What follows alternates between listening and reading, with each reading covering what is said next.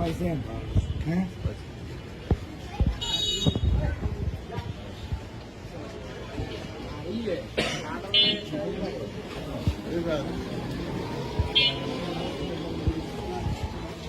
তোরা কি কি বেচবি রে? কত?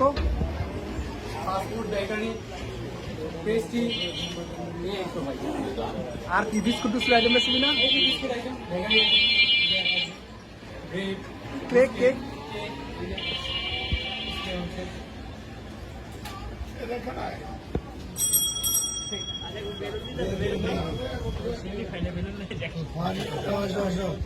ওকে।